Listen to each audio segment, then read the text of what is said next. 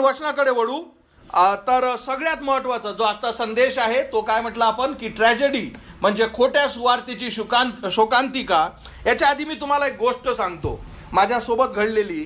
तर जसा मी 2008 मध्ये अमेरिकेला गेलो आणि अमेरिकेला एक मॅकडोनल्ड एक मोठं रेस्टॉरंट आहे आणि तुम्हाला आपल्याला माहीत असेल भारतात सुद्धा ते रेस्टॉरंट आहे. आणि जेव्हा मी त्या रेस्टॉरंटमध्ये गेलो आणि आता आपण जसे आपला व्यक्ती इकडला तिथे जेव्हा जातो तिकडलं जे जेवण असतं बर्गर वगैरे आपण आता आपल्या भारतातही मिळतात, लहान मुलांना बर्गर फार आवडतात. तर मी जेव्हा तिथे गेलो आणि मी बघितलं सगळ्यात आधी आपण काय बघतो असं रेट बोर्ड बघतो की अरे बापरे याचा भाव किती आहे. तर तिथं दिसतं आपल्याला अरे $4 $5 अरे बापरे 400-500 एवढं महाग, एवढं थोडी खाऊ शकतो. आणि मग माझी एक नजर गेली का तिथे एक मॅक मेनू होता. मॅक मेनू म्हणजे काय की हा जो रेस्टॉरंट आहे त्याचा एक मेनू. आणि तिथं मला एक दिसलं की $1 मध्ये चिकन बर्गर भेटते. $1 मध्ये. म्हटलं अरे बापरे $1 मध्ये. म्हटलं हे तर आपल्या वडापावची प्राइस झाली. आणि मग त्या दिवसापासून काय झालं, त्या दिवसापासून ते बर्गर खाण्याची मला काय झाली चव लागली. ते बर्गर खाण्याची मला काय झाली सवय लागली. का फक्त $1 भेटते राजा. आणि ते बर्गर कसं होतं त्यात पूर्ण ब्रेड, त्याच्यात चिकनची एक पॅटी, त्यात चीज, हे ते सगळं. आणि मला सदैव शंका. म्हटलं यार हे खूप चांगलं आहे. म्हटलं हे गरिबांसाठीच कदाचित बनवलं असेल कारण तेच बर्गर म्हटलं इथं $5 भेटते आणि हे $1 भेटून आलं. हे तर माझ्यासाठी सगळ्यात चांगलं आहे. आणि त्यानंतर जितक्याही वर्ष मी अमेरिकेला होतो, जितक्याही वर्ष होतो तिथं गेलो मॅक चिकन द्या. का कारण $1 भेटते. 3 जण झाले तर 3 जण आम्ही 3 जण जेव्हा रेस्टॉरंटला जायचो काय भेटायचं मॅक चिकन फक्त $3. चांगलं पोट तुमचं भरायचं, आम्ही आनंदित राहायचो. आता ही गोष्ट मी तुम्हाला का सांगितली, त्यानंतर जेव्हा म्हणजे इतके वर्ष ते मॅक चिकन खाल्ल्यावर एकदा मला त्या गोष्टीविषयी सत्य कळलं. ते सत्य असं होतं की त्याच्यातलं जे चिकन पॅटी जे टाकतात ते चिकन नसते. म्हटलं ते म्हणाले म्हणजे ज्याचं जे सत्य मला समजलं की ते जे चिकन आहे अंदरचं जी पॅटी आहे ती ते सारखीच दिसते, म्हणजे चिकन सारखीच दिसते, वासही चिकन सारखाच येतो, ते टच करायलाही चिकन सारखीच वाटते, ते खायलाही चिकन सारखीच वाटते, पण ते चिकन नव्हे. तर यांनी कृत्रिम पदार्थानं काय केलं आहे ती पॅटी बनवलेली आहे. जे ओरिजिनल आहे ते महाग आहे, जे तुम्हाला $5 तिथं दिसते. जे तुम्ही आयुष्यभर खात आहात ते तुम्हाला दिसते वाटते त्याच्यासारखं पण ते आहे नाही त्याच्यासारखं. तुम्हाला जराही शंका वाटत नाही आणि तुमच्या डोक्याला तुम्ही विश्वासही ठेवू शकत ना की हे असं कसं असू शकते, हे सगळं सारखंच आहे. पण त्यांनी तसं बनवलेलं आहे म्हणून ते $1 मध्ये एवढ्या सस्त्या रुपयात तुम्हाला देतात. यासाठी का ते ओरिजिनल नाही. हे तुम्हाला मी का सांगितलं कारण या जगात सैतान सदैव याच गोष्टी करतो. तुम्हाला सारखंच वाटणारं चर्च, सारखाच वाटणारे पास्टर, सारखाच वाटणारं सत्य, सगळ्या गोष्टी तसाच वाटणार आहे पण त्याच्यात सत्य नसतं. आणि अशामुळे काय झाले जसे मी तुम्हाला सांगितलं काय शारीरिकरित्या मी इतक्या वर्ष फसलो. आता काय होतं आताही मनुष्य गेला आपल्याला तीच सवय आहे जाऊ दे ना खाऊन घे ना आता. का कारण तुमच्या शरीराला तीच चव तीच एक जी गोष्ट ती दिलेली आहे. तसाच आध्यात्मिकरित्या सैतानाने या जगात इतक्या साऱ्या खोट्या सुवार्ता, खोटे चर्चेस, खोटे पास्टर, खोट्या गोष्टी दिलेल्या आहेत. मनुष्य तिथं जातो ज्याला सत्य समजत नाही कारण तो त्याला त्याची इच्छा असते कारण मला भूक होती म्हणूनच तर मी गेलो आहे की नाही. त्याला आध्यात्मिक भूक असते तोही जाते. अरे भलतं बरं वाटलं तर ते चांगले बोलले यार मला तर खूपच चांगलं वाटलं, मला तर काहीच त्यात खोटं वाटलं नाही. आणि अशाच याच्यात जेव्हा तुम्हाला आयुष्यभर भरलं जातं अशाच येतात जेव्हा तुमचं जीवन तुम्ही त्या खोट्यात काढता आणि एखादा मनुष्य येतो तो सत्य दाखवतो ते काय होतं तुम्हाला समजत नाही. ते म्हणतो अरे आयुष्यभर तर हेच आहे यार, हा काय नवीन सांगून आला. म्हणून मी तुम्हाला माझं उदाहरण दिलं की सारखं दिसणारं, सारखं वाटणारं, सारखं समजणारं पण सारखं नव्हे. आणि अशात सैतान काय आहे सगळ्यात माहिर आहे. जे मी उदाहरण दिलं त्याच्यात थोडासा कदाचित शारीरिक प्राकृती माझी बेकार होईल पण हे जे आध्यात्मिकरित्या जे खोटे चर्चेस, खोटे संदेश, खोट्या गोष्टी सांगितल्या जातात, त्याच्यामुळे काय होतं, लोकांचे आत्मे अनंताच्या नरकात टाकल्या जातात.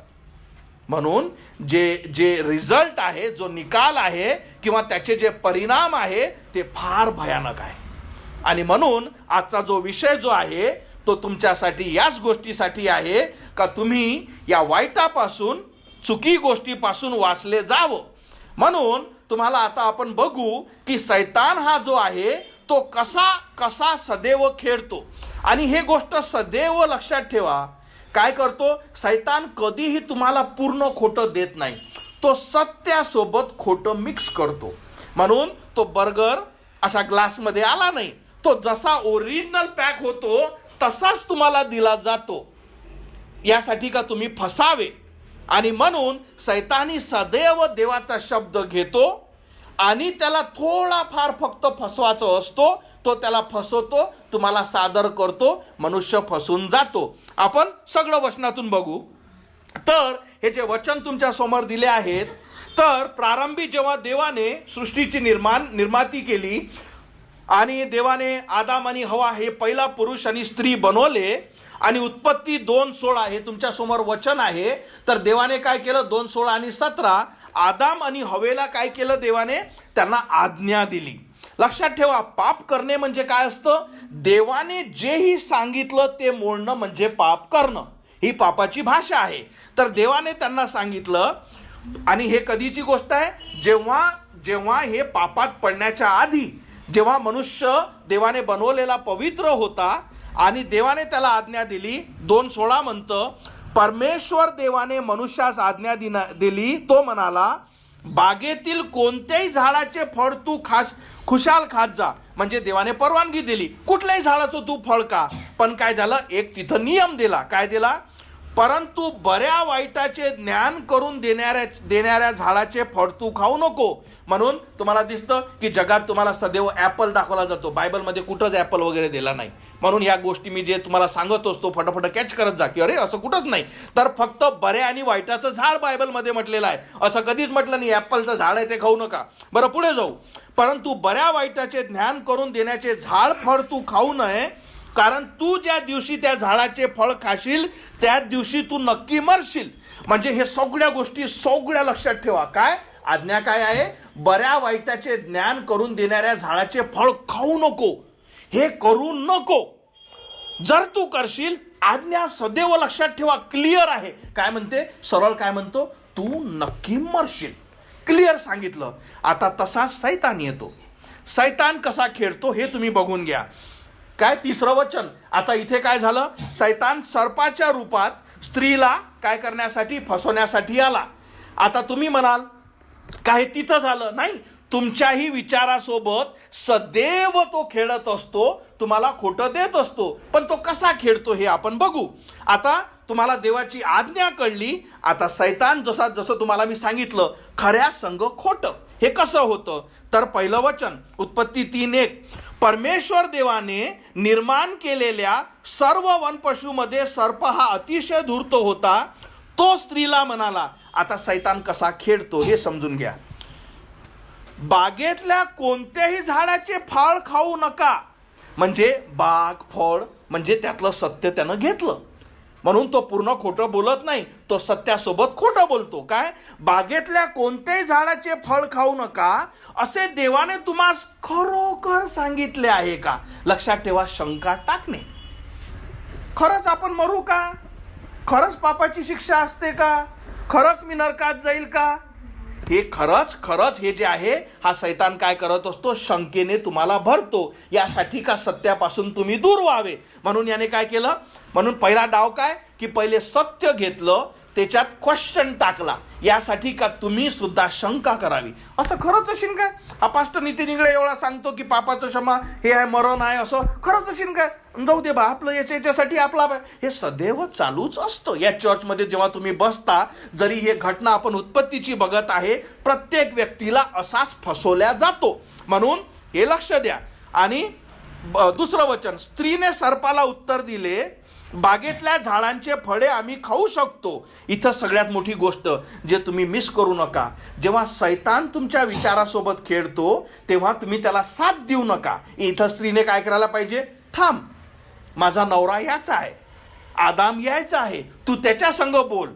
जेव्हा तुम्ही जेव्हा खोटं तुम्हाला सांगणं चालू करता आणि जेव्हा हां बरोबर आहे, हे नाही हे पटतं मला, तुम्ही काय करतात? त्याच्यामध्ये तुम्ही मिक्स होता, तुम्ही कम्युनिकेशन चालू करता. आणि म्हणून तिने काय केलं? ती चूक केली. आणि तिसरं वचन, परंतु बागेमधोमध जे झाड आहे त्या फळाविषयी देवाने म्हटले, ते खाऊ नका, त्या झाडाला स्पर्शही करू नका, नाहीतर तुम्ही मराल. तर तिने सांगितलं की नाही असं नाही, पण एक जे शैतानाने काय म्हटलं? कोणत्या झाडाचं? असं काही म्हटलं का तुला? खरोखरच होईल काय? ते म्हणे नाही, एक विशिष्ट झाडाचं खाऊ नको असं देवाने म्हटलं, असं आपण केलं तर आपण मरू असं देवाने म्हटलं. 5वं वचन, कारण देवासे. आणि आता काय झालं इथं आपण बघू की हे सर्पाने मग तिला काय दिलं? त्या स्त्रीला म्हणाला. इथं जे 5वं जे वचन आहे, 4थं वचन, तो काय म्हणतो? त्या स्त्रीला त्याने उत्तर दिले, तुम्ही खरोखर मरणार नाही. आणि हे गोष्ट सदैव लक्षात ठेवा, शैतान प्रत्येक व्यक्तीला याच गोष्टी सदैव, तू कुठं मरणार आहे आज? तू जग ना आपलं जीवन, तुला जे पाहिजे ते करणं. कोण सांगितलं तुला की तू मरणार आहे? काहीच असं नाही. म्हणून शैतान सदैव काय करत राहतो? सदैव तुमच्या सोबत ते जी गोष्ट आहे ती सदैव करत राहतो. या गोष्टीसाठी का आपण सत्यापासून दूर राहावं. जितकंही आपलं जीवन आहे तो सदैव तुम्हाला काय शिकवेल? याच गोष्टी शिकवेल का तुला देवासोबत राईट किंवा खरं होण्याची गरज नाही. तुझ्यापाशी अधिक खूप वेळ आहे, तुझं आयुष्य जगून घे आणि मग कुठे तू एखाद्या वेळेस तू सरळ देवासोबत वचनावर येजो. आणि याच्याच आधी काय होतं? आपल्याला मृत्यू येतो आणि आपण फसून जातो. म्हणून काय करतो शैतान? सदैव तू खरोखर मरणार नाही, खरंच पापाची सजा, मरण नाही, काही नरक वगैरे नाही, सगळे चालले. म्हणून हे जे खोटं आहे ते सदैव शैतान काय करत असतो? प्रत्येकाले, जसं त्या स्त्रीला त्याने बागेत सांगितलं, आजही लक्षात ठेवा, हा डाव कधीच हुकला नाही. हे असंच चालतं तुमच्या विचारासंग की अरे तुला थोडी गरज आहे, तू एवढा थोडी पापी आले का, तू एवढं थोडी हे करतं, ते बाकीचे बघ किती करतं, त्यापेक्षा तर तू चांगलाच आहे. तिथे बागेत सर्प शारीरिकरित्या शैताना तिच्या संग बोलला. आज आपल्या संग, आपल्या हृदयासंग, कारण हे आध्यात्मिक युद्ध आहे, तो तुमच्या विचारासंग बोलतो. शैतान हा ऍक्टिव्ह आहे, हे सदैव लक्षात ठेवा.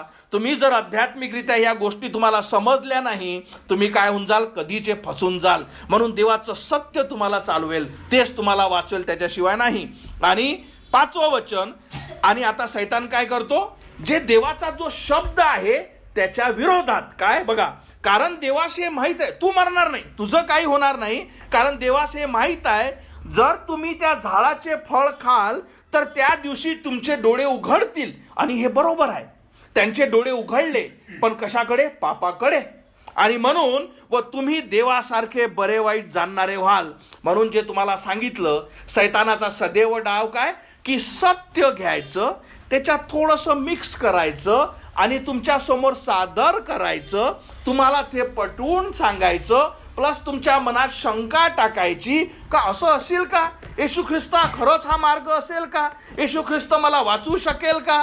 खरंच मी पापी आहे का? पापाची शिक्षा मरण आहे का? खरंच नरक असेल का? याने कुठं पाहिलं असेल? या सगळ्या गोष्टी जोपर्यंत तुम्ही ख्रिस्तावर विश्वास ठेवत ना, याचा अर्थ तो सर्प, तो शैतान सदैव तुमच्या विचारासंग खेळत आहे.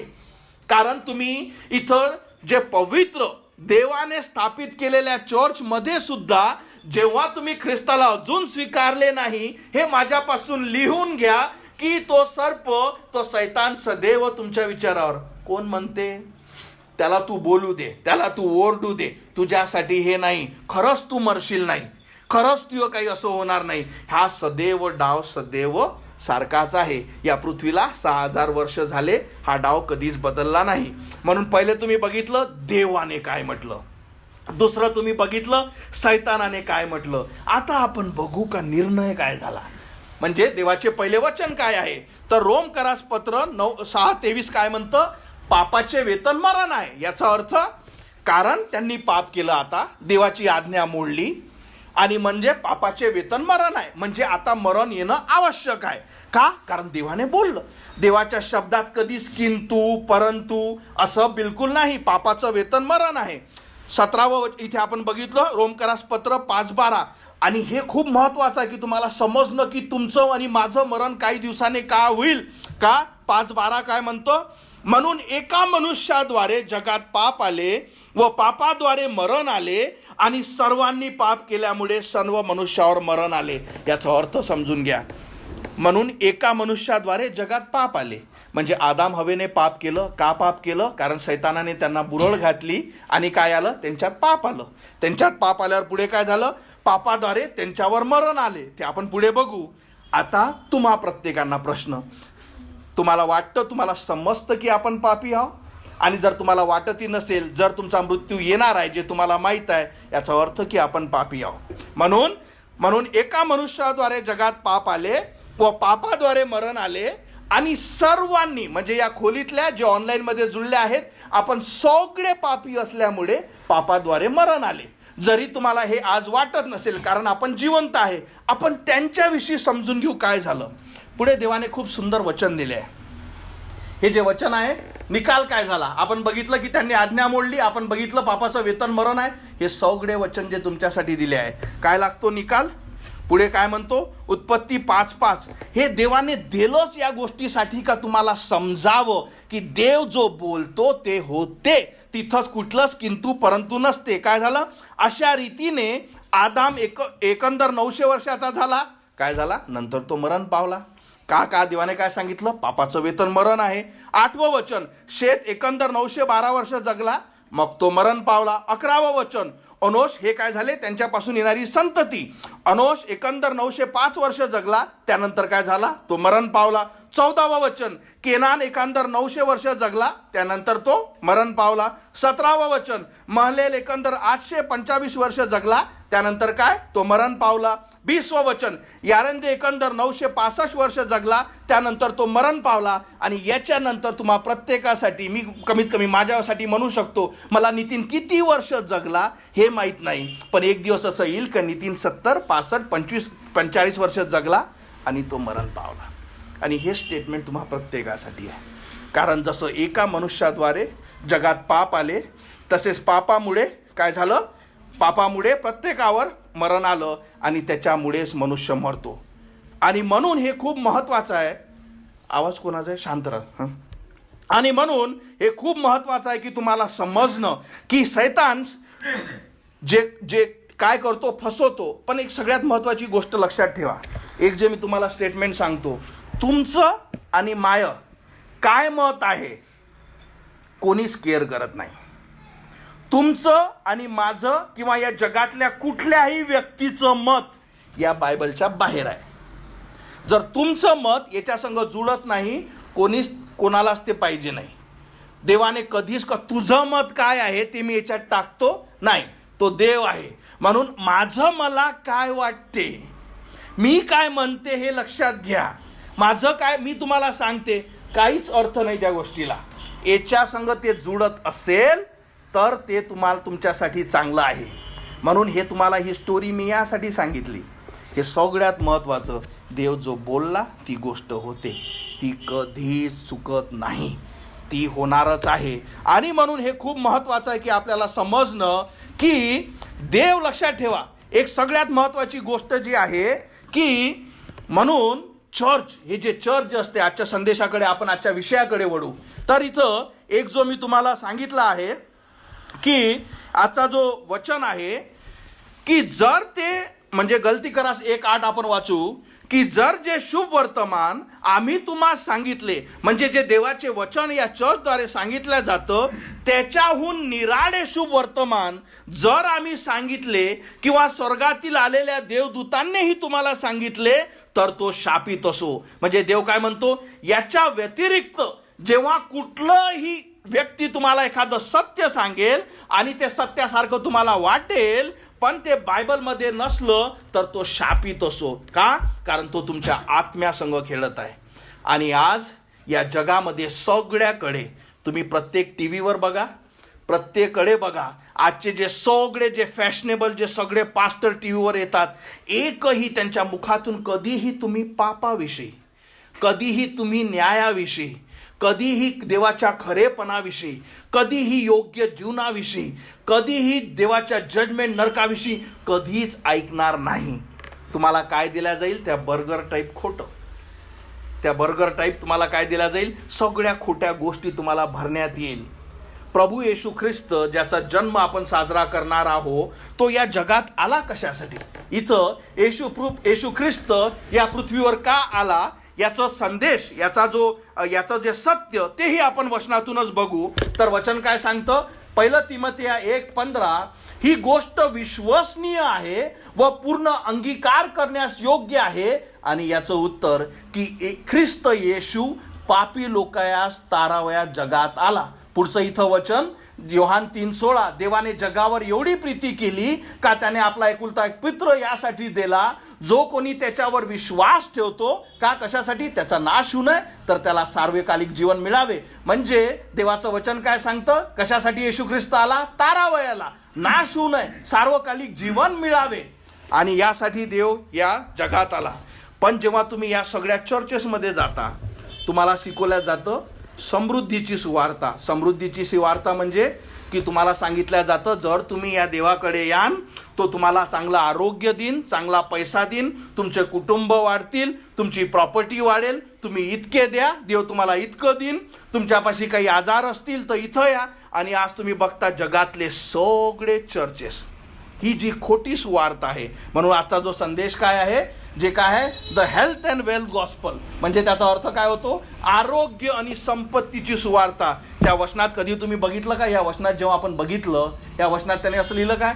ख्रिस्त पाप्यांना प्रॉपर्टी देण्यासाठी, आरोग्य देण्यासाठी, पाप्यांना त्यांना समृद्धी देण्यासाठी आला, असं एकाही वचनात नाही. पण जेव्हा तुम्हाला या चर्चेसमध्ये फक्त हेच भरण्यात येतं, हेच सांगण्यात येतं, त्याच्यामुळे काय होतं? तुम्हाला कधीही की मी पापी आहे, तुम्हाला कधीही का माझं अस्तित्व, माझं सत्य काय आहे. मी तुम्हाला एक गोष्ट सांगतो, आजचा संदेश मी कशासाठी देत आहे. मागच्या आठवड्यात मी माझे काही कुटुंबातले लोक, त्यांना मी भेटलो नागपूरला. आणि जसं मी तुम्हाला सांगितलं, माझ्या जीवनातून मी जेव्हाही सांगतो, जेव्हाही बोलतो, ते ख्रिस्ताने माझ्यासोबत काय केलं, ख्रिस्ताने कसं मसारख्या पाप्याला वाचवलं, आणि हे सुवार्ता तुम्ही सदैव ऐकाल. पण ज्या व्यक्तीला जसं त्या बर्गर टाईप सगळं खोटंच भरण्यात आलं आयुष्यभर, तो व्यक्ती जेव्हा हे ऐकतो त्याला अजबल वाटते, का हा काय बोलत आहे. आमच्या चर्चमध्ये असं तर कधीच नाही. आमच्या चर्चमध्ये गेल्यावर तर आनंद वाटते, आमच्या चर्चमध्ये गेल्यावर तर सगळे उत्साही असतात, आणि काय योग्य जीवन जगलं पाहिजे, कसं केलं पाहिजे, हे कसं होईल, तसं काय होईल पुढे. पण याच्या संग बोलल्यानंतर हा सगळ्या ह्याच गोष्टी बोलतात. त्याचं कारण का तुम्हाला आयुष्यभर ज्या खोट्या गोष्टीनं भरण्यात आलं, तुम्हाला आयुष्यभर जे खोटं सांगण्यात आलं, आता तुम्हाला जेव्हा एखादा सत्य सांगणारा येतो, तुम्हाला ते बेचव वाटते. मला वाटते हे तर कधीच मी ऐकलं नाही, काय रे याच्यापेक्षा ते पुरलं नाही, याच्यापेक्षा ते चांगलं नाही. आणि तुम्ही कुकडे जाता? जिथे तुमच्या कानाला ऐकणाऱ्या गोष्टी. इथे देवाचे वचन आहे काय? पुलावची चेतावणी काय म्हणतो? मी असे म्हणतो कारण अशी वेळ येईल जेव्हा लोक चांगली शिक्षण सहन करणार नाहीत, त्याऐवजी त्यांच्या स्वतःच्या इच्छांना पूरक असे शिक्षक ते त्यांच्यासाठी जमा करतील. म्हणजे हा पास्टर मला लय आवडते, मी याला यूट्यूबवर फॉलो करते, मी याला व्हॉट्सअपवर फॉलो करते, याचं मला का आवडते? का? कारण याच्या कानाला तुमच्या आवडणाऱ्या गोष्टी तो सर्पासारखा तुमच्या संग बोलतो. आणि तो काय करता? आपण जमा करतो. सत्यापासून ते आपले कान दुसरेकडे वळतील व आपले लक्ष ते कुठे लावतील? काल्पनिक कथांकडे. जेव्हा माझ्या फेसबुक पेजवर एखादा असा काल्पनिक कथेवाला पास्टर येतो, कारण तो फेसबुक काय करतो? पाठवतच असतो. हे सगळ्या सैतानाचा मीडिया असतो आणि तो लोकांना फसवण्यासाठी. आणि त्याच्या खाली म्हणजे मी काल त्या दिवशी मी बघितलं की काय बोलतो हा. म्हणजे अशा काल्पनिक गोष्टी, जर तुम्ही शारीरिक आहात, तुम्ही आत्मिक ना, तुम्हाला एवढा आनंद येतो ते ऐकण्यासाठी. आणि खाली लोकांची हजारो लाईक्स, हजारो आमेन, हालेलुया. का? कारण लोकांना काल्पनिक गोष्टी फार आवडतात. आणि अशाचमुळे काय होतं? सगळ्यात महत्त्वाचं, तुमचा आत्मा फसल्या जातो. तुम्ही अशा चर्चमध्ये बसता, आपलं आयुष्य घालता, जेव्हा तुम्हाला कुणी एखादा सत्य सांगणारा येतो, तुम्हाला ते अजब वाटते. तुमच्या कानाला आवडत नाही, तुमच्या आत्म्याला आवडत नाही. म्हणून मी तुम्हाला सुरुवातीला बर्गरचं उदाहरण दिलं. मी खातच राहिलो का, स्वस्त भेटत होतं, चांगलं वाटत होतं. पण जेव्हा सत्य कळलं तरीही गेलो नाही. असं वाटते नाही मग ठीक आहे ना, असू दे ना, काहीतरी झालं एवढ्या वर्ष, आताही काय होईन. असा सैतान या चर्चेसमुळे लोकांना फसवत राहतो. मी स्वतः विचार करत होतो, ज्या कुटुंबाविषयी मी तुम्हाला सांगत आहो, मी त्यांच्यासाठी सदैव प्रार्थना करतो की हे वाचले पाहिजे. पण हे किती कठीण आहे. जेव्हा जर तुम्ही सगळं खोट्यानंच भरलेले आहात, याचा अर्थ माहिती आहे का किती कठीण आहे. तुम्हाला सांगू, पहिले तुम्हाला हे सगळं ओकावं लागेल. तुम्हाला हे सगळं बाहेर काढावं लागेल. जे मी आयुष्यभर तुम्हाला जे शिकवल्या गेलं, म्हणजे विचार करा हे किती कठीण आहे त्या व्यक्तीचं तारण होणं. तो चर्चमध्ये आहे, आयुष्यभर देवाचे वचन ऐकत आहे, पण त्याच्यात सत्य काहीच नाही. ते सत्य आणि खोटं मिक्स केलेलं आहे आणि तुम्हाला आयुष्यभर ते भरलेले आहे त्यात. आणि तुम्हाला एक लक्षात ठेवा, हे जे पास्टर जे असतात, हे सध्या क्लिअर आहे का, हे सध्या खूप मोहक असणारे असतात. म्हणजे त्यांची भाषा, त्यांची बोली खूप आनंदाची असतात. दुसरी गोष्ट, ते कधी माझ्यासारखा दुसऱ्याला द्वेष देणार नाही, हे तुम्हाला मी क्लिअर सांगतो. देवाचं वचन काय सांगतो, जो खोटं सांगतो त्याला तू क्लिअर कर, हा खोटारडा आहे.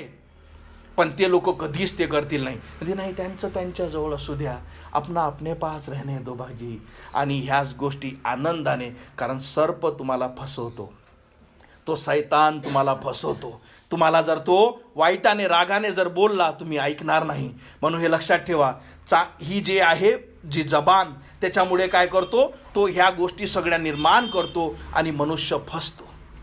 आणि मी विचार करत होतो, किती कठीण रे तुमच्यासाठी, किती कठीण का सत्य तुम्ही स्वीकारणं. कारण मी आयुष्यभर अंधारात होतो, मी आयुष्यभर चुकीच्या मार्गावर होतो, मी आयुष्यभर चर्चमध्ये होतो. हेच तर माझ्या संग झालं. 38 वर्ष का मी तारण झालं नाही. मी चर्चमध्ये नव्हतो. तुम्हाला इथे जेवढे आहेत ना, तुमच्या सगळ्यापेक्षा सगळ्यात आधी मी चर्चमध्ये होतो. माझं जीवनच चर्चमध्ये गेलं. भारतातल्या, अमेरिकेतल्या, कॅनडातल्या प्रत्येक चर्चेसमध्ये मी होतो. जे तुम्ही कधीच बघितलं नाही अशा मोठ्या मोठ्या चर्चेसमध्ये होतं. पण जीवनाचं सत्य मला कोणीच सांगितलं नाही. पण देवाने मला एखाद्या अशा लहान चर्चमध्ये, जिथं एक मनुष्य आला आणि म्हटलं, नितीन तू पापी आहे. हा काय गोष्ट कर, नाही रे मी तर चांगला आहे, IT जॉब आहे, कार आहे, बंगला आहे, सगळंच आहे रे माझ्याजवळ. नाही, हे बघ देवाचं वचन काय सांगतं, पापाचं वेतन मरण आहे, तू मरशील, अनंताच्या नरकात जाशील. अरे हे तर कधीच नाही सांगितलं मला. माझा तर बाप्तिस्मा झाला ना पास्टर, काहीच फरक पडत नाही. अरे मी दान देतो ना, काहीच फरक पडत नाही. अरे मी चर्चमध्ये असतो ना, काहीच फरक. अरे मी सेवा करतो, काहीच फरक पडत नाही. जेव्हा तुम्हाला समजेल का माझं आयुष्य पूर्ण खोट्यात होतं. कारण जोपर्यंत तुम्हाला काय सांगणार, जोपर्यंत तुम्ही तुमचं हे खोटं ओळखणार ना, जोपर्यंत तुम्हाला समजणार नाही की मी आयुष्यभर खोटं जगत होती. म्हणून तुम्हाला मी सैतानाविषयी गोष्ट सांगितली. तो तुमच्या जन्मापासून या जगात, असं नाही की फक्त तुम्ही चर्चमध्ये मी ह्या सगळ्या गोष्टीविषयी, या जगात जेव्हा तुम्ही जन्म घेता, सगळ्यात आधी सैतानाचा प्रयोग चालू होतं. याला काही ना काही दे, याला काही ना काही शिकव, याच्याजवळ काही ना काही बोल. आणि तो तुम्हाला पूर्ण आयुष्यभर घडवतो. आयुष्यभर तुम्ही घडता, तुम्ही होता. आणि जेव्हा सत्य सांगणारा येतो, काय होतं, तुम्हाला एवढं कठीण जातो. माझं तारण याच गोष्टीमुळे झालं का मी विश्वास ठेवला की नाही हे सगळं खोटं आहे. का विश्वास ठेवला, कारण एकाने मला वचन वागडून दाखवले. देवाचे वचन काय म्हणतं, पापाचं वेतन मरण आहे हे देवाचं वचन म्हणतं. आणि त्याच्यात कुठलाच किंतु परंतु, नितीन चांगला वाईट काहीच नाही. तू पापी आहे, तू मरशील, अनंताच्या नरकात जातील, हे देवाचं वचन सांगतं. मी जेवढंही ऐकलं होतं त्या सगळ्या गोष्टीला नकार केलं. म्हटलं हे सत्य आहे. आणि जेव्हा तुम्ही सत्य स्वीकारता, आणि जेव्हा ख्रिस्ताला मग, कारण जेव्हा तुम्ही सत्य स्वीकाराल तेव्हा काय होईल, आता तुम्ही अपयशी, आता तुम्हाला, आता मग मी काय करू. कारण मी ज्या गोष्टीवर माझं महल बांधलं, माझ्या विचाराची कल्पना बांधली, जेवढं मी स्वतःचं जग सावरून ठेवलं, ते पत्त्यासारखं खाली पडलं. आणि जेव्हा तुम्हाला ह्या गोष्टी समजतील की अरे हे झालं माझ्या संग, तेव्हा कुठं तुम्हाला ख्रिस्ताची सुवार्ता समजेल. अरे समजेल की आता येशू ख्रिस्तच मला वाचवू शकतो. आधी येशू ख्रिस्त पहिले माहीत होता, पण जेव्हा मला कळलं की याच गोष्टीसाठी येशू ख्रिस्त मारण्यात आला, गाळण्यात आला, माझ्या पापाची शिक्षा त्याने क्रूसावर घेतली, आणि जेव्हा मला कळलं की मी स्वतः पायी आहे, मी स्वतःमुळे कुठंच जाऊ शकत नाही, पापाचं वेतन मरण आहे, पण माझ्या पापाची शिक्षा प्रभू येशू ख्रिस्ताने घेतली. जेव्हा एक लहानसं चोर सत्य सांगण्यासाठी आलं, मी ते सत्य स्वीकारलं, ख्रिस्ताने माझा आत्मा वाचवला. कारण जोपर्यंत तुम्ही या परिस्थितीवर येणार ना, आपण जेव्हा म्हणतो की माझं हेही चांगलं, मी हेही ठेवते, मी हेही ठेवतो, हेही चालवतो, माझं जुनंही चालवतो, माझं नवीनही घेतो, जेव्हा तुम्ही सगळे मिक्स करता, तुम्हाला काहीच भेटत नाही, फक्त मरण मिळतं. पण जोपर्यंत तुम्ही सोडणार नाही, नाही मी हे सगळं सोडतो, देवाने मला हे आणलंच यासाठी का मी सत्य स्वीकारावं. लक्षात ठेवा, वेळ फार कमी आहे. देवाचं वचन हे सत्य आहे. आपण बघितलं, आदम हवाला देवाने सांगितलं की मरशील. शैतान प्रत्येकाला फसवतो, प्रत्येकाला चुकीची शिकवण देतो, आणि त्यांच्या संग ते घडलं. तसंच या जगात आणि काहीच नवीन नाही, सारखाच गेम आहे. कधीच तो जो डाव कधीच हे झाला नाही, आणि तो डाव सदैव प्रत्येकाच्या जीवनात सक्सेस होतो. पण जोपर्यंत तुम्ही सत्य स्वीकारणार ना, कारण पापाचं वेतन मरण आहे. पण हे जे शेवटचं वचन आहे ना, किती महत्वाचं वचन आहे. आपण बघितलं, कारण पापाचे वेतन मरण आहे, ज्याच्याविषयी आपण आतापर्यंत ऐकलं. पण त्याच्यानंतर आहे सुंदर बातमी, पण आपला प्रभू येशू ख्रिस्त याच्याद्वारे सार्वकालिक जीवन हे देवाचे कृपादान आहे. जोपर्यंत तुम्हाला ही गोष्ट समजणार नाही का तारण हे देवापासूनचे दान आहे जे तुम्ही स्वीकारता. मी तुम्हाला हे बुक भेट देणार आहोत पुढच्या आठवड्यात. मी तुम्हाला सांगितलं आहे या बुकची किंमत 250 रुपये आहे. तुम्हाला म्हटलं मी हे फुकट आहे तुमच्यासाठी. याचा अर्थ जरी तुम्हाला फुकट भेट असलं, पण कुणीतरी याच्यासाठी पेमेंट केला आहे. तसंच तुमच्या पापाची क्षमा हे देवाने घेतलेली आहे. तारण तुमच्यासाठी फुकट आहे, पण त्याच्यासाठी प्रभू येशू ख्रिस्तने आपला प्राण क्रूसावर दिला. आणि जेव्हा तुम्ही त्याला स्वीकारता, म्हणता येशू माझी क्षमा कर, माझा आत्मा वाचव. मी विश्वास ठेवतो की मी हरवलेला आहो. मी विश्वास ठेवतो आयुष्यभर मी खोट्या गोष्टीत होतो, खोट्या चर्चमध्ये होतो, खोट्या लोकांमध्ये होतो. हा डिसिजन तुम्हाला घ्यावा लागेल. हा निर्णय तुम्हा प्रत्येकाचा आहे. या चर्चचं कार्य आहे तुम्हाला सत्य सांगणं. पण जेव्हा तुम्ही हे डिसिजन घ्याल का हो मी हरवलेला आहो, आणि जेव्हा तुम्हाला आपल्या आत्म्याविषयी कळवळ असेल, हे सगळं तुम्हाला घ्यावं लागेल.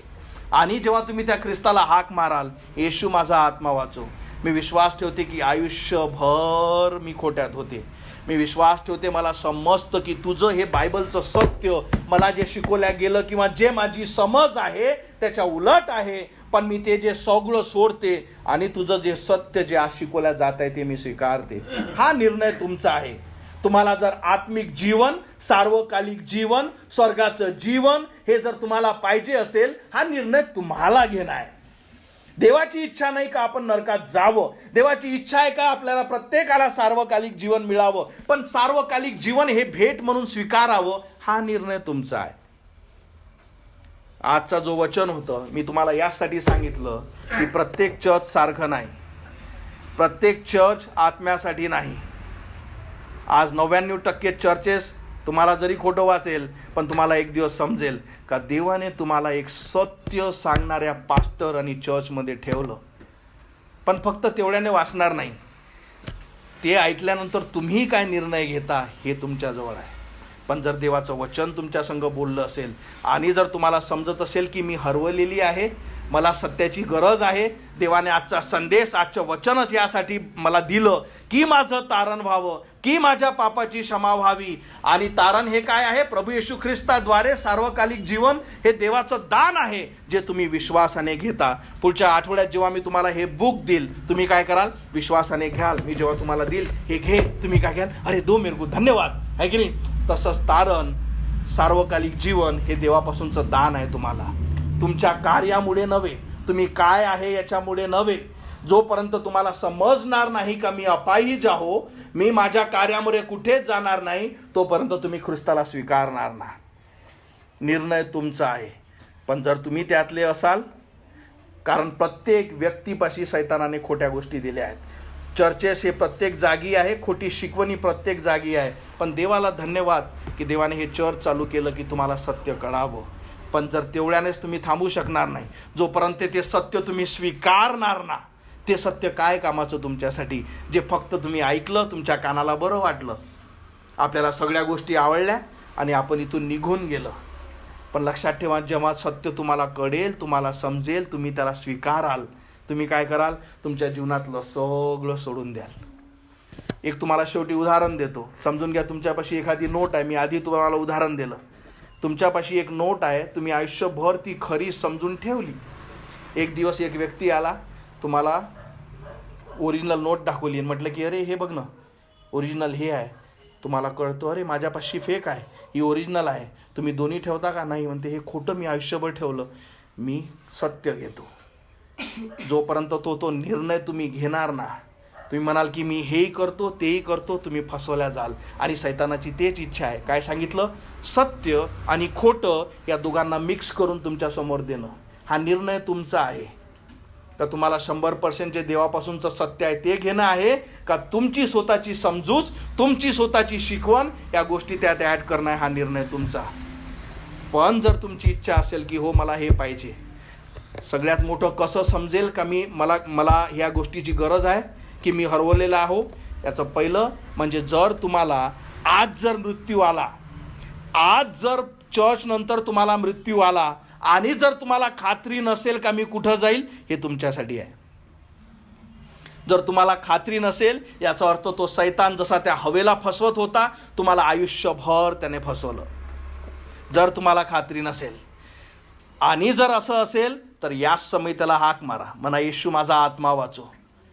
मला समजतं की मी आयुष्यभर या सैतान मला फसवत होता. मी जेही माझी समज आहे ती सगळी दूर ठेवते, कारण मला ती शांती नाही, मला ती शाश्वती नाही की मी मरेल तर कुठं जाईल. लक्षात ठेवा, देवाचं वचन सांगतं की तुला कळेल, म्हणजे तुम्हाला माहीत राहील. जर मी याच समय मरतो, मला माहीत आहे की मी स्वर्गात आहे. यासाठी नाही का मी पास्टर आहे किंवा काय आहे, यासाठी की मला माहीत आहे की मी त्या ख्रिस्ताला हाक मारली, त्याने मला वाचवलं. माझं कार्य सदैव संदेशाद्वारे फक्त त्या ख्रिस्ताकडे तुम्हाला पॉईंट करणं आहे. त्याला हाक मारणं नाही मारणं हे मी तुमच्यात टाकू शकत नाही. हा निर्णय तुमचा आहे.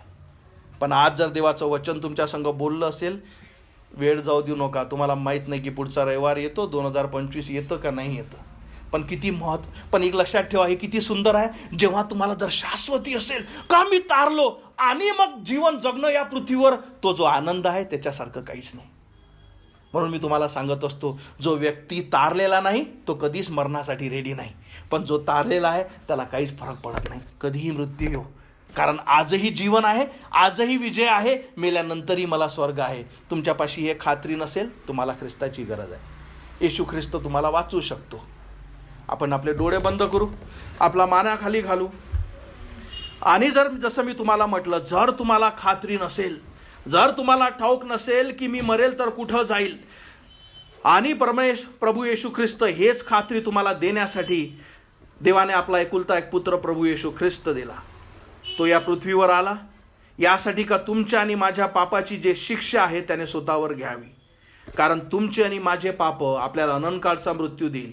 कारण आपण बघितलं की पापाचं वेतन मरण आहे आणि ते अट्टळ आहे, त्याला कोणीच टाळू शकत नाही.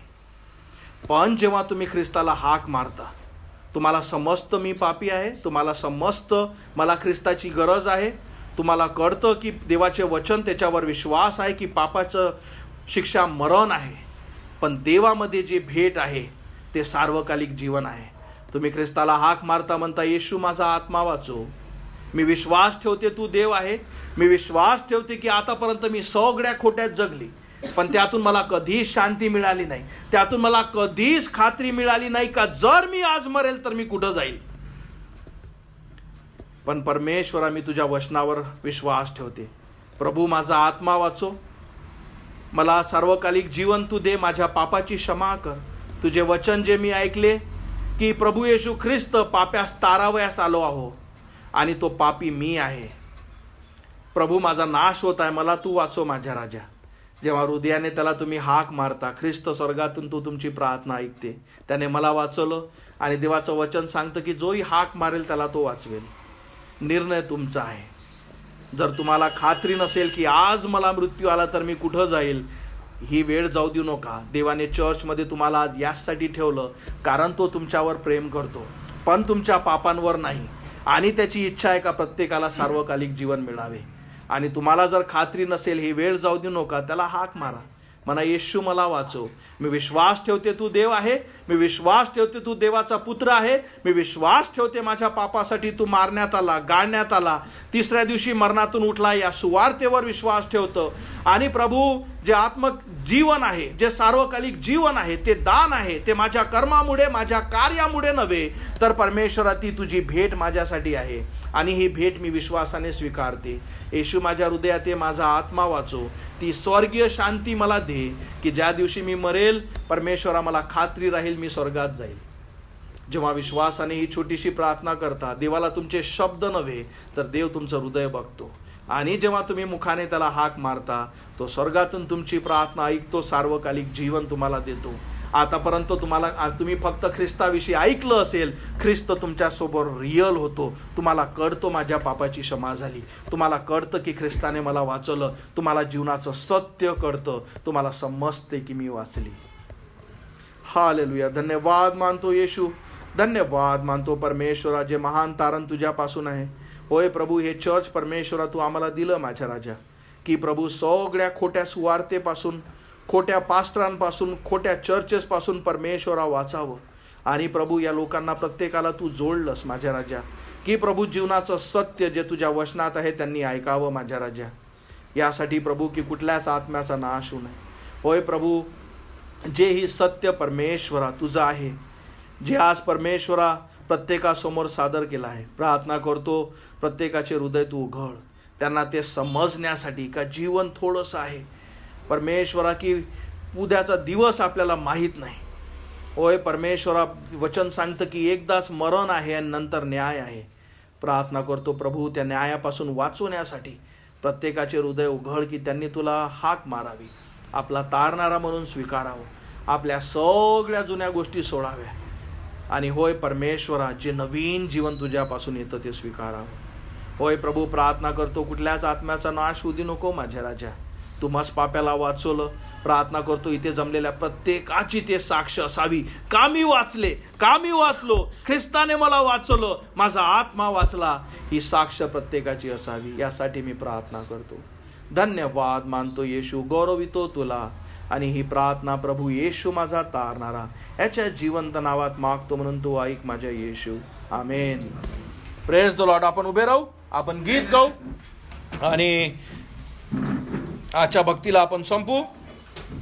मी ऐकलं त्या वचनी, आला प्रभू स्वर्ग सोडूनी, कसा दिला त्याने आपला प्राण वधस्तंभावरी, त्याने दुःख सोसूनी, पवित्र रक्त सांडूनी, येशूच्या बलिदानाने मी झालो विजयी. ओ प्रभू मध्ये विजयी, येशू मध्ये मी विजयी. त्याने तारिले मला त्याच्या कृपेनी, त्याचे प्रेम पाहुनी मी गेलो भरूनी. मी